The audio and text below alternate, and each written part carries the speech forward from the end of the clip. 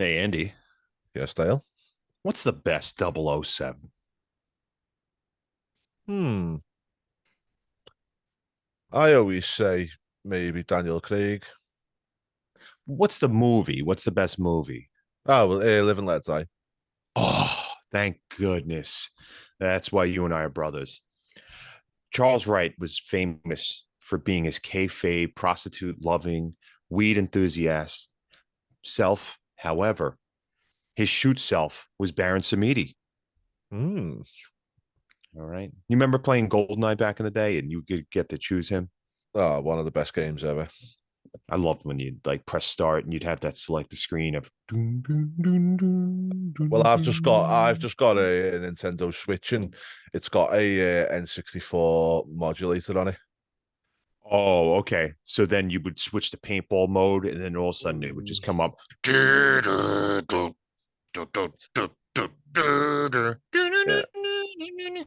Ah, anyway, according to a great site known as the SmackDown Hotel, we looked at the 1992 roster of WWE while inhabited by Papa Shango and thought, what would have been and should have been incredible angles for Shango?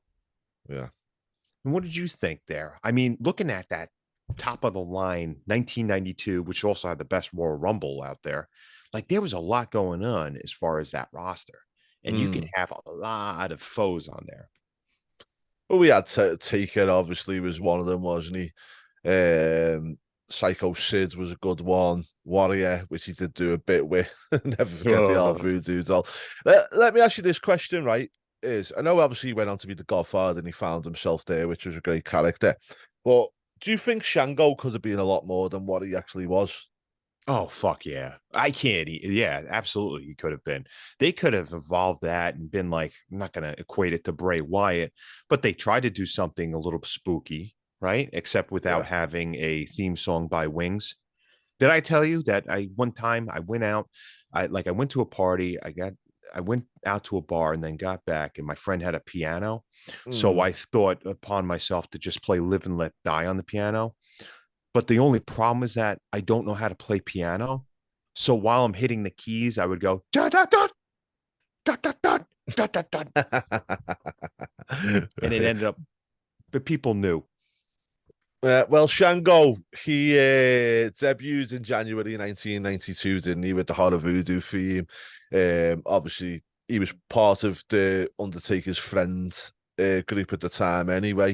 Um, The Ghoul Friends, yeah, the BFK, wasn't it? But Bone Street Crew, right? yeah, BSK, sorry. And, he cast the spells and he done all the bits and bobs. It's And like then it's like the fuck the Adams family on steroids, literally. yeah, and it could have been a lot more than what it actually was. And for some reason, they never really kept it. It was only actually gone for a year, wasn't it? The gimmick.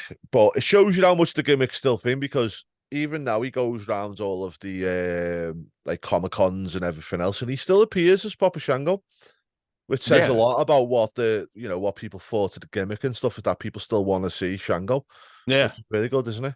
yeah, and they want to get that picture taken with him. Like Godfather, yeah, you understand, just put on a top hat, but not saying he's not invested in that. Actually, that's probably the most invested angle that Charles Wright's ever done because it's him. And he's living a wonderful life, isn't he? Yeah. Look, we talk about it. The Ultimate Warrior was this unreal investment in time and money with like a terrible payoff. And circling back to the 007 movie, it would have been a better wrinkle if we added an alligator man. So Roger Moore was nearly fed to alligators. Skinner could have been like a mini boss at that point.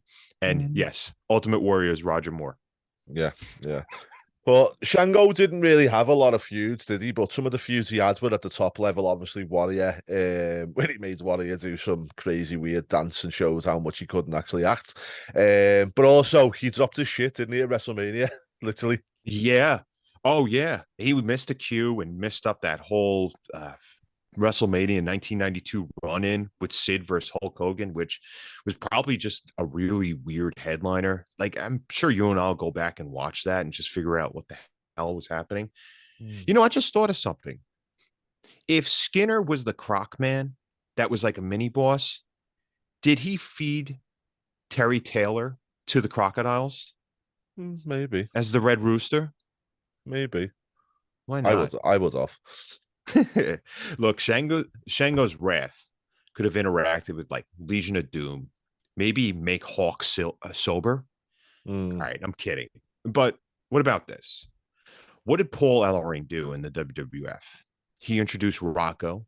What if Rocco whispered things to Paul to turn on LOD and then have the Bushwhackers turn heel, all from Puppet Master Shango? Throw yeah, on Mike McGurk for a Joel Gertner vibe. I think that would yeah. be nice. Yeah, Mika. I think that's the whole thing with Shango as well. Is he should have had a bit of a stable around him. I think that would have, elongated the whole um, gimmick and whatnot. Like, but I was very shocked when I went back here and I looked and seen actually how long he was in the gimmick for, because it just baffles me the fact that you know we're talking what 20 years later, nearly 30 years later, actually, Yeah. we still talk about that gimmick, and it was actually only a 12-month gimmick. That's crazy when you think about it. And then you Mm. had who was the other magician that they brought on Raw? Like Phantasmo or something like that. Yeah, yeah, yeah, He had yeah. like what, one or two matches, pulled a handkerchief out of some guy's ass. Yeah, Eh, and then that was the end of that. But I I don't think know. he, as much as he's known for the Godfather, and he was the Godfather. Do you know his gimmicks though? If you actually look at his gimmicks, he wasn't actually his whole career. Charles Wright wasn't. So you say Charles Papa Shango for a year, then he was Karma, Kama um, Mustafa. No, Kama 95. Mustafa was right. And the Supreme Fighting Machine was Yeah, Kama. 95 to 96, that was. Then we had Nation of Domination, Karma, 97, 98, and then The Godfather, 98 to 2000, Right to Censor Godfather, 2000, 2001, and then Return of the Godfather. So he wasn't, the Godfather was the one prominently, but even with that, his gimmicks just never really lasted long for Charles, did they? No, it was weird, but it's longevity. And that's what Mm, we talk about, making a career out of it. So I when you know. have that Royal Rumble appearance where you hear that wow, wow, wow, wow, that little riff, Yeah. everybody gets aboard the whole train at that point. And then he'll even get eliminated right away, but he doesn't care because he's with his ladies. Yeah. Telling you, it's real life Yeah. brought to the ring. Well, that's Papa Shango, guys. Let us know what you think about Papa in the comments, and why you think that even 30 years later he's still thought of, and he's still relevant and still thought of quite well. What Uh, does it matter to you? yeah, but it's very, very interesting. But let's see how we get on. But anyway, bye, Dale. Thanks. Peace out, brother.